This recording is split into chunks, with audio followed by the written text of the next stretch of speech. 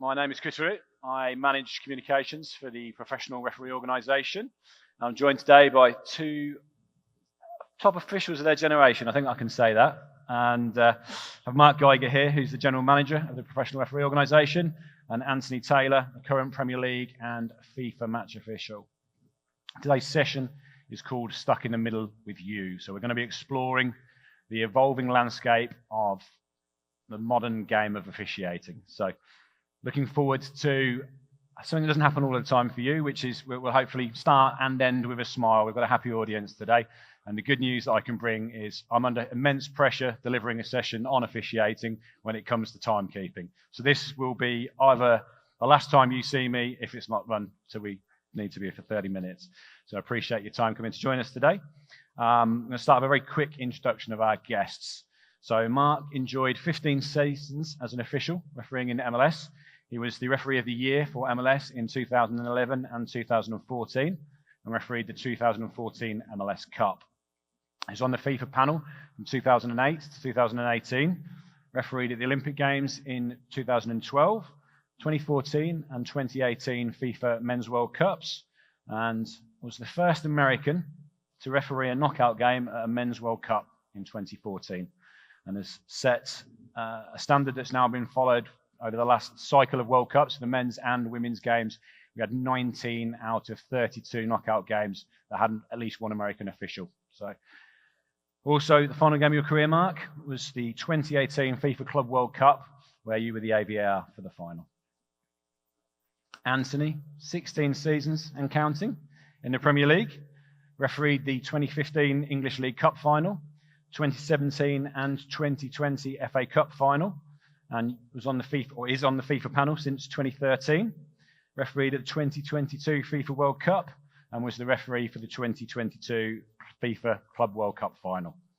Also refereed the 2021 UEFA Nations League final and the 2023 Europa League final, and has the unique claim to fame as being the only referee to referee an FA Cup final with and without VAR, which is on trend for today's discussion. So we'll get stuck into the big questions, Anthony. Comparing your experiences to when you started refereeing professionally, what are the key skills that you've had to adapt and develop over the last few years to keep pace with the evolving game? I think one of the big challenge now in elite football for officials is the level of scrutiny, and everybody expects you to be absolutely perfect every single game, and so that in itself brings significant challenges for us. Our focus normally is on three key aspects of the physical side, the psychological side, and the technical side. But probably one of the overriding key skills we need to try and address is the challenge of overcoming fear. So every single person in this room, no matter what role you do within the game, everybody's fearful of failing or making mistakes. And that's never more true for those of us that are officiating at the top level of the game. Because when we make a mistake, it's in front of billions of people. And that's quite a unique psychological concept. To make that mistake, move on from that mistake, and even with the use of technology, in a split second say, I've made a mistake, I'm going to change my mind. And so from the key skills aspect, that mental resilience and the clarity in your decision-making processes is never more so important in the modern game. Talk about fitness. The game's changed so much. An example being, the days of standing on the halfway line for a goal kick are gone. Teams are playing out from the back now. So how have you had to change your approach to be ready for those moments where you've got to be on top of a penalty area, but you don't want to be too close that if there is that big ball out from the back, you've then suddenly got to be on your shoulder and stuff like that. So how does that work from a fitness programming perspective? I think from a basic fitness perspective, very similar to how a team would prepare. And so particularly going into matches in a tournament setting, for example, it's always important that you're prepared to make sure that you can last for 120 minutes and not just the 90. And the training should be more difficult than the physical demands of the game. And then once you link that to the technical preparation, the tactical preparation of how different teams play. Do the teams like counter-attacks? Is it more possession-based, control behind the ball, playing in triangles like a lot of the top teams do nowadays? It's then having that ability to then react to the changes in play. And so sometimes the physical challenges in the top games, maybe not so much always at the highest level, because it's more about having the ability to read and adapt on how those top teams play and adjust the tactics during the game. I'll bring you in, Mark, on the same question, but from a technology advancement perspective, you obviously finished your career just as video review is coming into play. You then moved into the instructor space before you became the general manager at Pro. So how did you adapt towards the end of your career with some of those advancements? Yeah, I always said I was going to retire before VAR came in, but I did get a snippet of VAR, which was good. But it's amazing to think I started in MLS in 2004. And at that point, it was a whistle, it was a yellow card, a red card, and a watch, and that's all you carried out onto the field. So now we have heart rate monitors, we have goal line technology watches, you have your heart rate watch, or an Apple Watch for Major League Soccer. We have beeper flags, we have communication kits, we have a button for in-stadium announcements, and of course we have VAR, which has been such an incredible tool for referees. But it's been difficult to adjust to that. Anthony's talking about the fear that a referee may have in making a mistake. Now there's an opportunity for a referee to make two mistakes. If the original decision and then having to go to the monitor, and there's a real psychological aspect to VAR, because growing up and coming up through the system, or even in MLS before VAR was introduced, we had one opportunity to see something, and it was very forgiving. People understood that in the speed of the game, we had one opportunity to make a decision. But now it's now going to a monitor. It's taking the time to look at all the different angles, look for small details of a situation, and come away with a decision. And no matter what happens, if you change your decision, you're now announcing to the world that you made an error. And we were so good before VAR in selling a decision, whether it's right or wrong, selling the decision, communicating with the players, and being able to stand up to your decision. But now with VAR, we have that psychological aspect, which has been very difficult for referees to transition through, especially the referees that are younger, just breaking into the professional game. How do you deal with that mindset-wise? For me, when it came in, I was very fortunate because I was towards the end of my career, so I was confident enough in my decisions that if I made an error, and I made many errors throughout my career, I looked at it as an opportunity to walk off the field knowing that it was correct. I've had that opportunity to see it. Many times prior to this, you'd have to wait until you got into the locker room, take out your phone, or you have some text messages from friends asking you how you made a certain decision or how did you come to that conclusion. But now with VAR, I looked at it as an opportunity to walk off the field knowing that every critical decision was going to be a correct one. But again, for the younger officials that are trying to break in and worry about every single error, that's something that's going to weigh in the back of their minds. And just all that technology you touched on, how much of that is your responsibility as an official to charge up and bring with you in your kit bag, and what's waiting for you in the locker room? Almost all of it. Yeah. So that's one area where you haven't got so much to concern yourself with. And just moving on from that, you mentioned communication, and you did as well. How important in the modern era now is communication, with your crew, with the players, with the coaches, and what goes on and off the field to support that relationship building? Yeah, it's critical, and it's all about relationships. It's getting into the professional games so much more than just blowing a whistle and pointing or showing a yellow card or a red card. It's all about building relationships from the very first minute of the game. If you're working with players for the first time, it's about controlling emotions. It's about bringing them down off a ledge. It's about explaining decisions. It's about prevention, so that you don't have that big decision in a little bit where you need to award a penalty or issue a red card. So it's such a key element or a key skill set for the top referees and even fourth officials as well, dealing with the benches. A referee, if they don't want to talk to somebody, it's very easy. You can run away, you can move to somewhere else on the field, but fourth officials having that skill set to manage coaches and to talk to them and to listen to them, to hear what their concerns are and then communicate that to the referee so that they can adjust something that they may need to adjust as well. It's such a critical aspect of the top referees. I say this respectfully. Obviously, you've transitioned from the field now into a leadership role. The coaches that you deal with in MLS are players that you would have had a different relationship with. How has that relationship evolved over the 2 years? Fortunately, I was able to establish some good relationships with many of these players that I'm dealing with, and maybe they're not coaches, but they're chief soccer officers or general managers now. So those relationships that we built over time has become really critical in my role right now, because now it's easy for them to call, pick up the phone and talk through situations in a very respectful way. And that communication, that happens obviously in a country like this over Zoom calls and telephone calls rather than anything too in person. But how often do you actually get that contact time with the coaches as a group? Ideally, I don't want to be talking to anyone on a Monday morning, as that means that the officials all did well on the weekend. But for sure, we're going to be talking to a few clubs each week.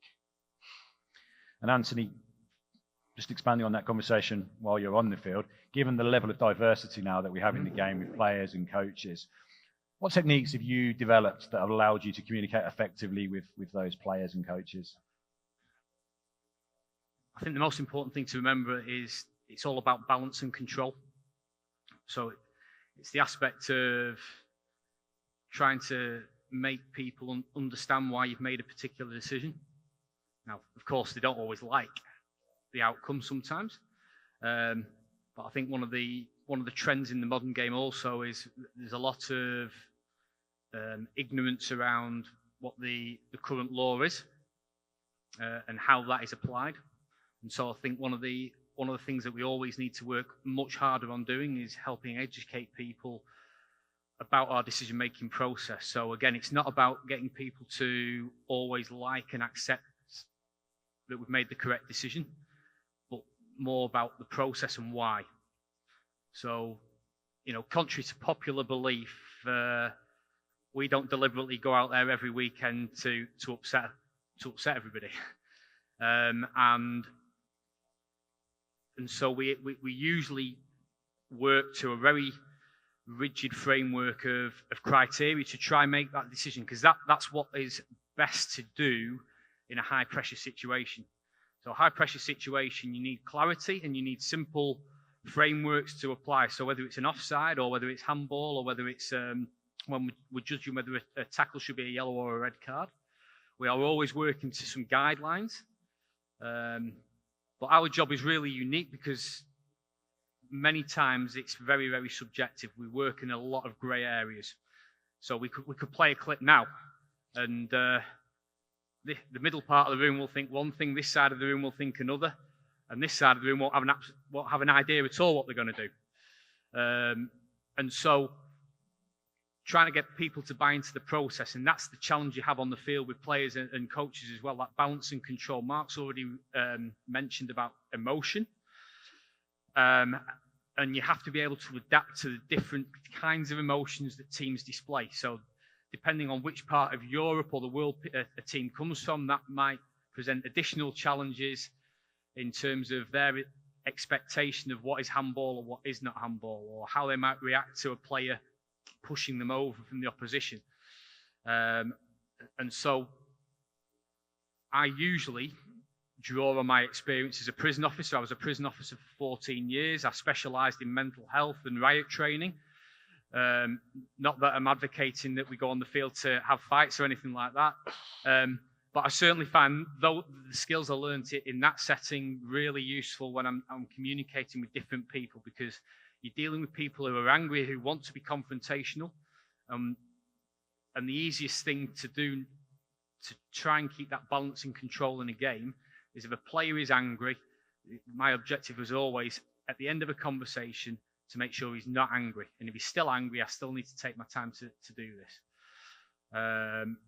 And so there's different techniques for that. Yeah, I was going to ask you Yeah. how do you manage that? Because different people are going to react differently in different levels of emotion. Yeah, of course. And so an easy solution is to learn a variety of languages. But we're fortunate that English is normally the main language in a lot of matches. I think the most compelling aspect that helps control, and I found this has worked at home with my wife and my children as well as in prison, is how we communicate with our eyes.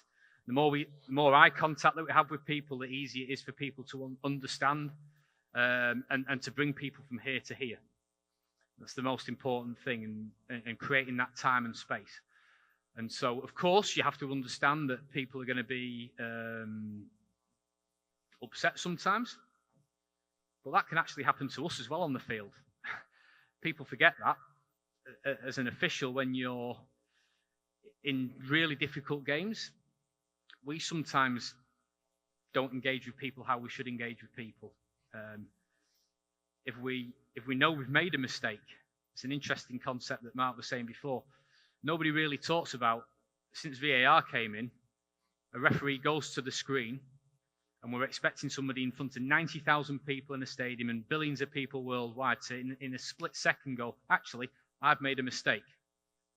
I don't think there's anybody in this room who would actually admit that quick to making a mistake in your job or at home. And so you have to contain that while also explaining to other people why you've made a decision on the field. And still accept at the end of it, people might not agree with you still. And so always that balance and control.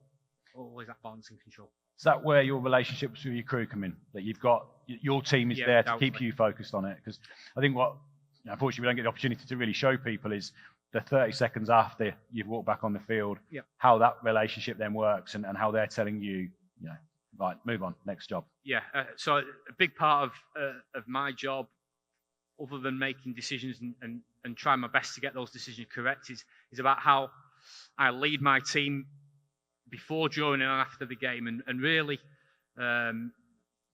if we're talking about a high-performance culture, then teamwork underpins all that. Quality decision-making comes from quality teamwork. And so I certainly invest a lot of time in developing that team ethic with the same two guys that I've worked with for nearly 10 years now. So it's important to me. I understand what makes them tick. It's important to me that they understand me. And so they know if I'm going off on a tangent where I should not be going, or if I'm talking complete rubbish with a decision, they try and bring me back on track. And it helps you deal with difficult situations. One of the most difficult things I've ever had to deal with was the Christian Eriksen situation at Euro 3 or 4 years ago, where the only way we navigated our way through that situation after Christian's cardiac arrest was it purely came down to teamwork, because that was a situation that was unique. It had never happened before, and unfortunately, it happened in the third game of one of the biggest tournaments the world watches. How soon into that moment did you know that this was that level of seriousness? Yeah. I mean, unfortunately, it was clear very, very early on that Christian was in some real distress. So I mean, the ball had come to him. It was thrown from the left-hand side of the field, and it bounced once in front of Christian, and as he goes to control the ball, and I'm only 15 meters away. Nobody near him. He falls flat on his face, and he's looking straight up at me. And the only time I've ever seen somebody have that facial expression is when people have tried to kill themselves before in a prison setting. So that, to me, drawing on my previous experience, helped me react really, really quickly. And then you're into a whole situation where there is no standard way to deal with things like that.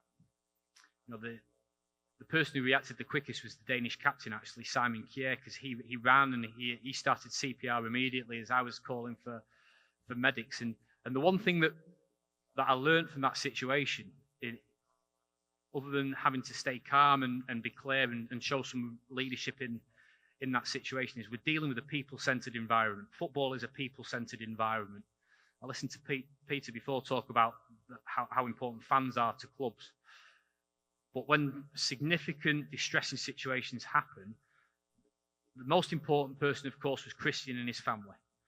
But you then have to consider the wider context of all the other players involved, the coaching staff, and then the spectators in the stadium. Because actually, we found that, his wife had came pitchside.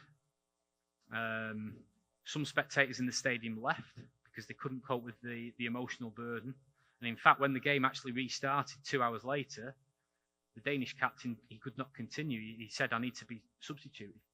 And so a good default position for me that evening was about people-centered environment. Focus on the people, make sure people are okay, and then really everything else falls into place around that.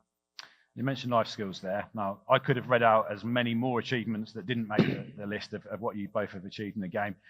Traveled across the world. You've obviously probably produced amazing memories away from the field. I'm interested to know what life skills has refereeing taught you that's actually then helped you in a life environment. Yeah. Start with you. Yeah, for me, it's dealing with different cultures. So this sport has brought me to different cultures and different countries that I normally would not go to. I would not normally experience. So and MLS, we have so many different cultures within that league. And you're dealing with these players and you're communicating with these players all the time. The coaches and the general managers and the people that I'm dealing with right now. It's opened my eyes to what we have all around the world, and it also helped me appreciate what people are bringing to the sport and what they're bringing to our conversations and our interactions. Same to you, Anthony. I think it's taught me how to deal with unique and difficult situations. I think the fundamental thing for me is the mental resilience of it. Like I said before, actually everybody's an expert in my job without actually having done it on a weekly basis. And so, yeah, I think it's about that mental resilience and it's about us trying to help people understand our job a little bit more and break down those barriers so people actually, from a cultural perspective across the world, we start bridging that gap and start viewing officials in a more positive light, because there is an underlying problem across the world that football needs match officials, whether we are like that or not. They're an integral part to the game, and we need to continue building those relationships and making it a more positive working culture for players, coaches, and referees. Mark, put you in your GM role now, so we've moved away from that part of your career. When you get the group together for camps, as we do for 3 or 4 days every month, what's the one skill that you want to see an official continue to develop? What would be the biggest benefit to somebody listening here who's got an interest in that, in terms of what you can see as a skill that can always be improved? Yeah, so with our group of officials right now, are starting next year with San Diego coming in, we'll now have 30 referees. That whole group is bringing a whole wealth of and spread of experience levels. We've had so much turnover recently. Next year, we'll have 4 new officials coming into that group. And I think that, as we're talking about the communication with players and building relationships for the lesser experienced referees, that's really something that they need to work on.